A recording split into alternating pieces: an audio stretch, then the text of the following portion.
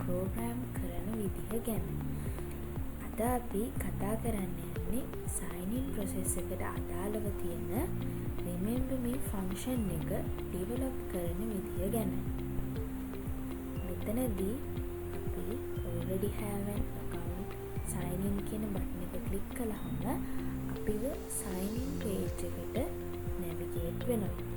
මෙතන මේ තියෙන input fields එක email password එකට අතරව මෙතන තියෙන remember me function එක ගැන තමයි අපි අද කතා කරන්නේ. user මේ check box එක click කරාම එකෙන් අදහස් වෙන්නේ user ගේ login details save කරගෙන ඊළඟ වතාවේදී අපි sign in වෙලා log වෙද්දී අපි ඒකට අදාළව sign in එකට අදාළව දීලා තියෙන input fields මතක තියාගන්න එක තමයි මේ remember me option එකෙන් කරන්නේ. මේවා පොඩි pieces විදිහට තමයි cookies වල save කරලා තියාගන්නේ. අපි sign in වෙලා බලමු මේක වැඩ කරන්නේ කොහොමද කියලා.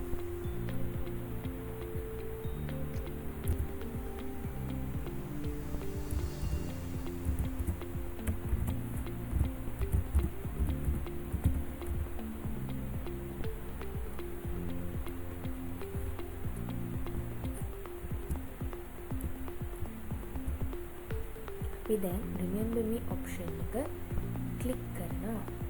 ඊට පස්සේ අපි sign in බටන් එක ක්ලික් කරාම අපි නැවතත් home page එකට navigate වෙනවා. ඊට පස්සේ අපි නැවතත් sign in page එකට යනවා. අපි මේක reload කරලා page එක already have an account sign in කියන page එකට ආවම අපිට දැන් පේනවා අපි කලින් දීපු user credentials ටික save වෙලා තියාගෙන ඉන්නවා. ඒ අපි remember me option එක දුන්නු නිසා. අපි දැන් මේකේ coding part එක බලමු. මේ තියෙන්නේ අපේ index.php file එක. මෙතන තියෙන්නේ අපි කලින් කතා කරපු sign in process එකට අදාළව තියෙන code එක. මේ sign in part එකට අදාළව තියෙන code එක බලනකොට අපිට මෙතන තියෙනවා remember me function එකට අදාළව මම කෝඩ් කරලා තියෙන විදිහ. අපි මෙතන form check එකක් භාවිතා කරලා තියෙනවා. input type එක checkbox විදිහට class එක form check input විදිහට id එකක් දීලා තියෙනවා remember me කියලා.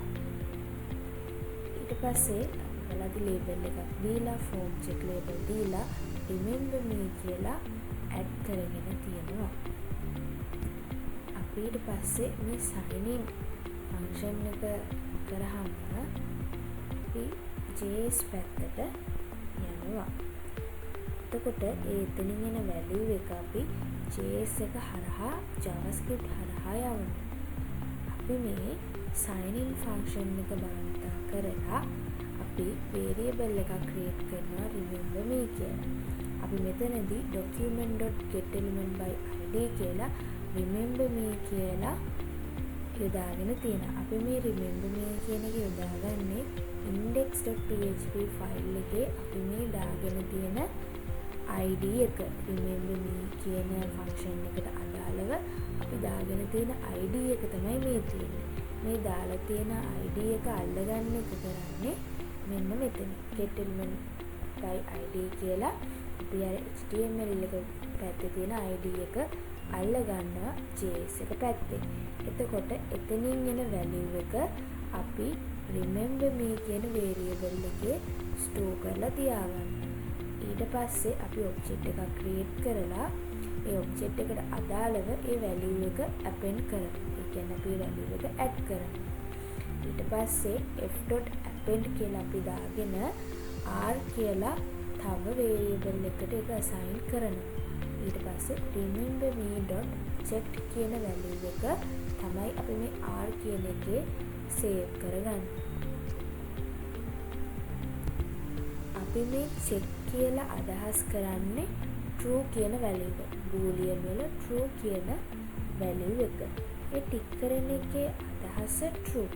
එහෙම නැත්නම් check කරලා නැත්නම් ඒකේ අදහස තමයි false කියන එක.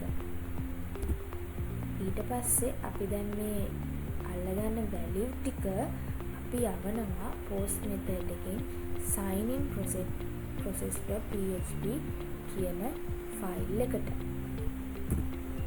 අපි දැන් ඉන්නේ sign in process.php කියන ෆයිල් එකේ.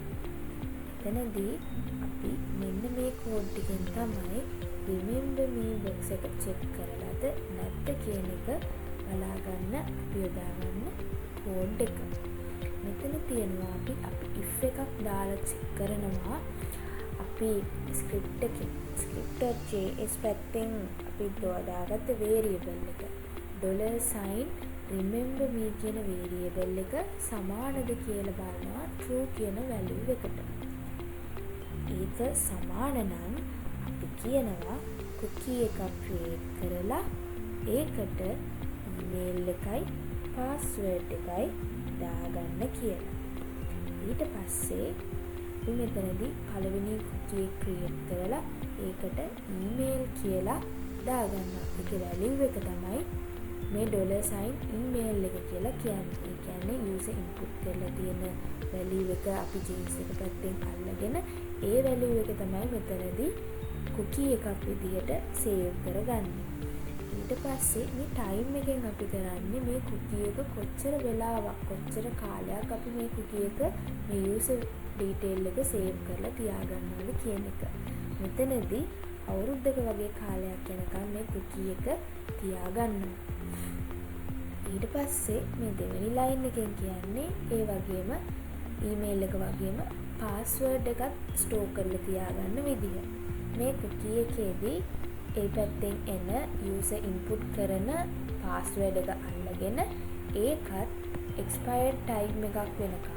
ඒ කියන්නේ මෙතනදී නම් අවුරුද්දක කාලයක් යනකම් ඒ cookie එක ඇතුලේ store කරලා තියාගන්නවා. මේ ඇවිල්ලා if එක ඇතුලේ වෙන එක. ඊට පස්සේ else part එකට ඒ කියන්නේ දැන් අපි remember me කියන check box එක click කරෝතින් තමයි මේ if part එකේ වෙන